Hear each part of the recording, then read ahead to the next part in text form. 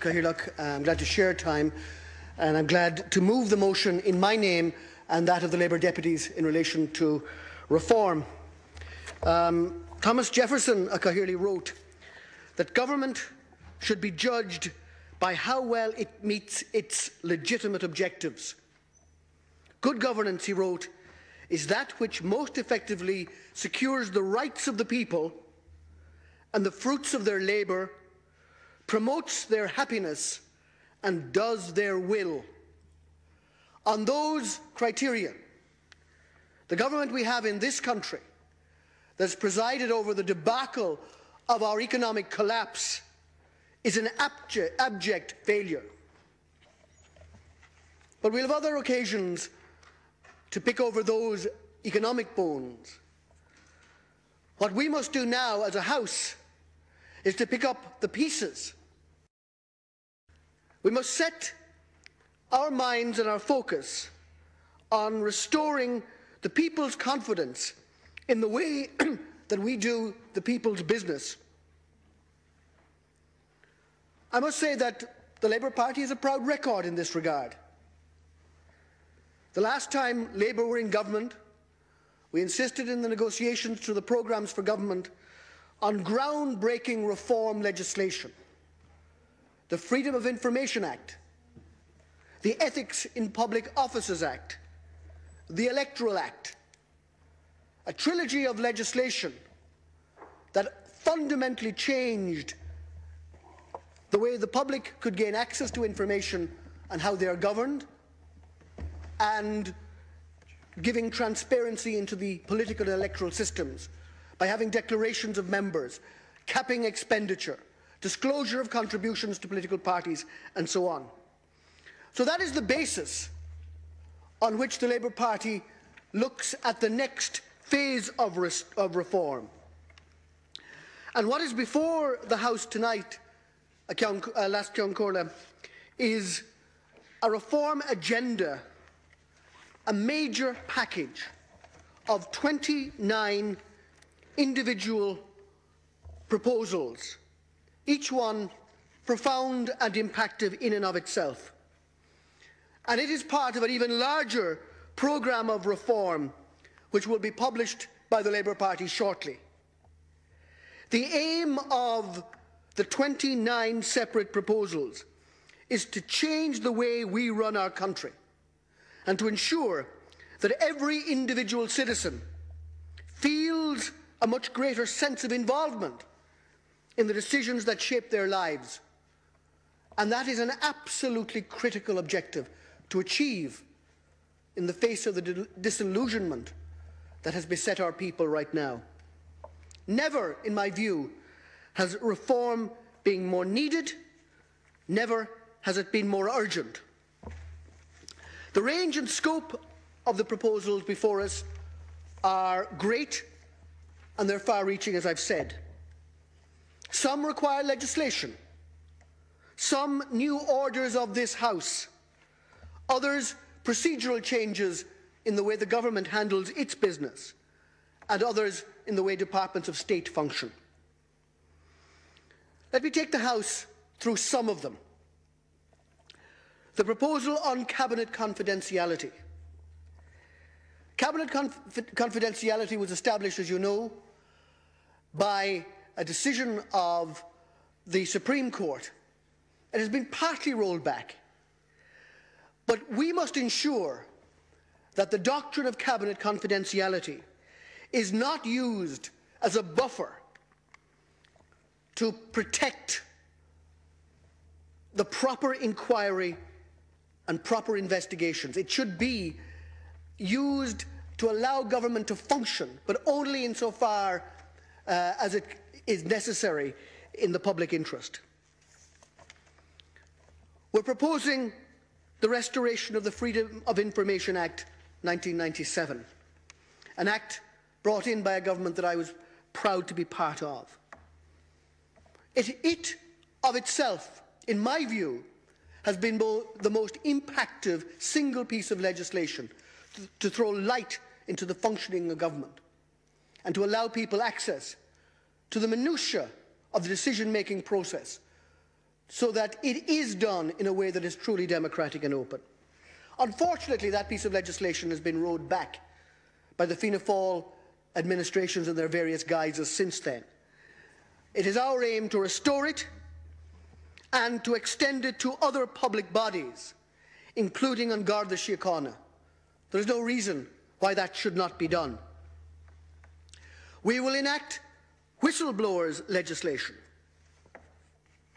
Absolutely essential. My colleague Deputy Pat Rabbitte has on more than one occasion presented a whistleblowers bill to this House. The argument against enacting it was that we shouldn't have an overarching piece of legislation, that we should introduce it piecemeal in each operation of government. It is a great irony, Cathaoirleach, that on one occasion when I tabled myself such an amendment, it was defeated by the government because they don't like the principle of whistleblowing. We must allow people who work in this state, people who live in this state, where wrongdoing is identified, to be able, without fear for their own well-being or livelihood, or even for their very safety, to blow the whistle on that wrongdoing. And I must mention a case that is current. It was included in a report in the last couple of weeks by Transparency International, and that is of the Irish Red Cross. And it is my information that today the whistleblower in that case has been fired. Now, my understanding is that he hasn't even exhausted the internal appeals mechanisms, but they fired him today. That's my understanding. Now, that can't be right. Somebody who stands up and identifies wrongdoing and causes it to be investigated must have protection and must have the legitimate expectation of protection. I know some little bit about that from my efforts with the Morris Tribunal and the lead up to the Morris Tribunal. How difficult it is for any citizen, even an elected member of this House, when information is given to them about wrongdoing, to have that fully ventilated and explored. It should be our objective as a House to ensure that that is done as a matter of routine and as a matter of course. One of the proposals we have in the package before the House tonight is to extend spending limits for local and presidential elections in a meaningful way.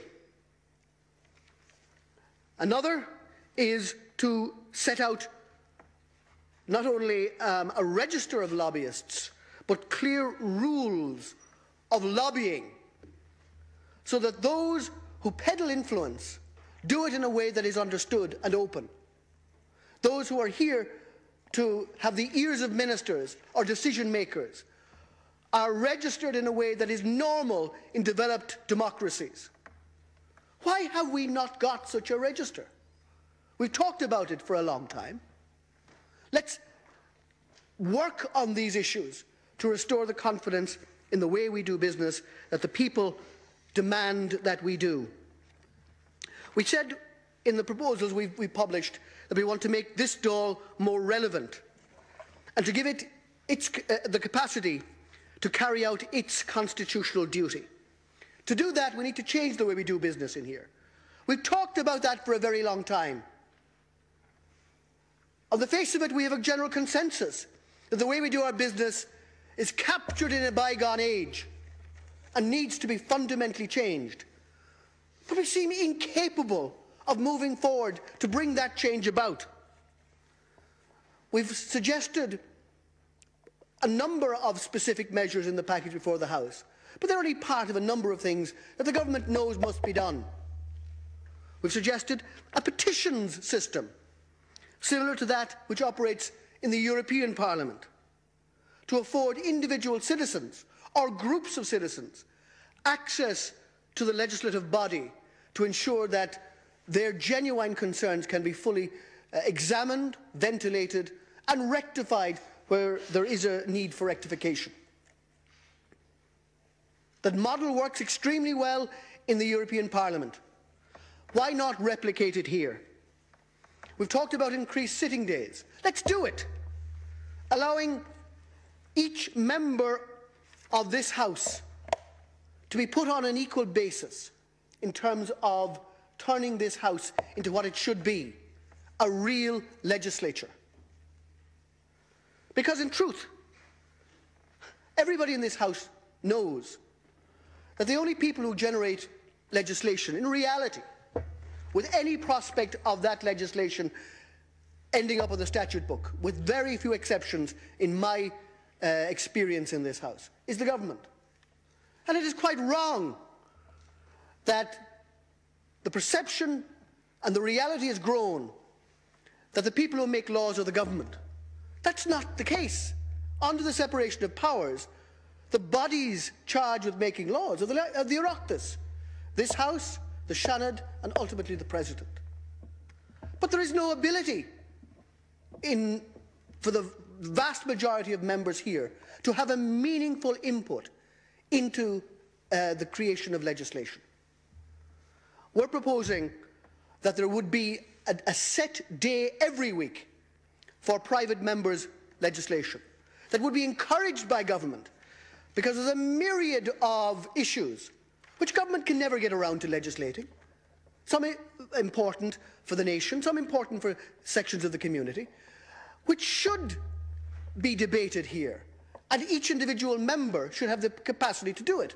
And the House should be able to resource that through the library and research services that we have.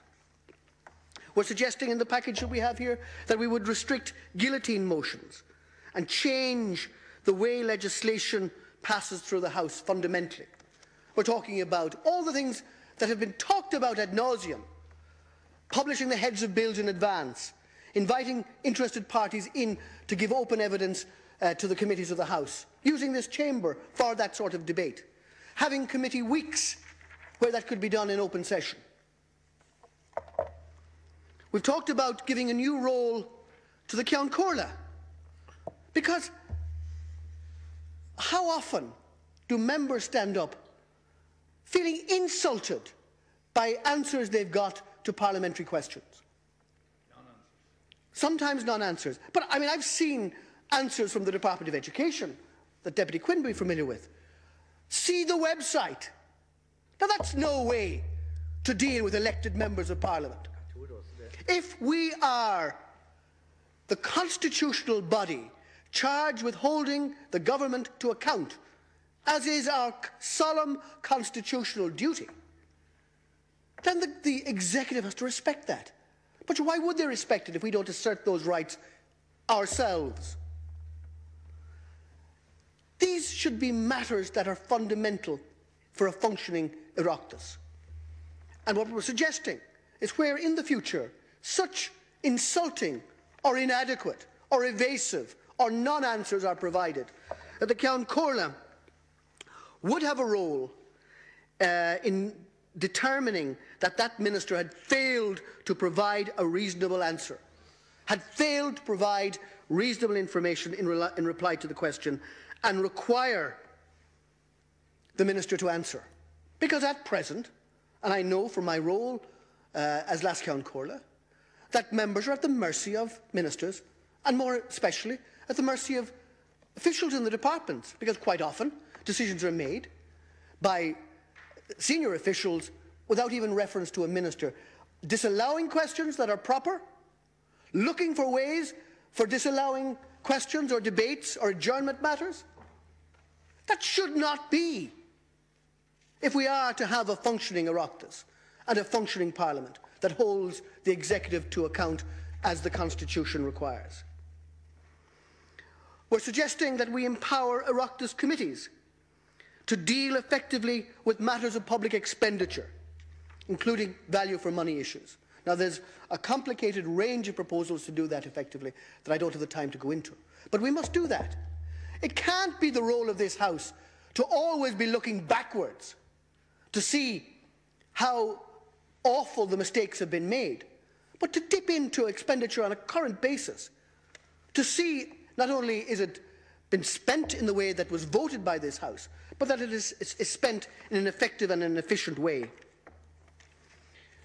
And a very profound question, another one of our 29 proposals, is to deal with the aftermath of the Abbey Lara judgment. Since the Abbey Lara judgment, and I confess again, I was on the Abbey Lara committee, this House has backed off any investigative role. And even the one committee of the House that has teeth, the Public Accounts Committee, has backed off any overt criticism of any official, because the spectre of Abbey Lara hangs over the way this House does its business. That's quite wrong. We have to roll that back. We are the only parliament in the world, and I say that of all the ones I've looked at, and I've asked the library services here to look at, that do not have the power to investigate and find matters of fact. It is quite astounding that that level of impotence would be tolerated in a functioning parliament, but we do it. Now, ultimately, that may require constitutional change. If so, let's do that. But at least let's draft the legislation to test the limits of the current constitutional position, because I don't believe that the very narrow interpretation that this House has put on it, the spancel that this House has put on itself, was intended even in the decision, the majority decision in the Abbey Lara case. But certainly that is something we must put right. All these things together would change the way this Parliament works and make it effective, give people confidence that we can hold people to account, that we can look and hold the executive to account, and we can do the people's business effectively. On a wider government scale, we're suggesting the total reform of the annual estimates process, making it more timely, more relevant, accompanying the book of estimates with a detailed performance report on what the previous year's spending had achieved. Right now, you get a list of figures, and then you get another list of figures for next year, and you look at the change. That's the only thing you get. You don't say, what was that money spent on? And was it successful? And was it intended to achieve that? And was it all spent on that purpose? We have a situation today in questions where the Taoiseach is answering questions on how much money is not spent in the Department of Education's capital programme, and to see what ways we can spend it at the end of the day. It's a hopeless way of dealing with proper public accounts. We said we would establish an independent fiscal advisory council to give accurate projections and monitoring, so that we can depend and rely on independent projections of the macroeconomic situation and the projections that are presented us to make important decisions on it. Just 2 minutes left now, Deputy. We said we would repeal the gag clause to allow senior officials to express their views on government policy. So why not allow that?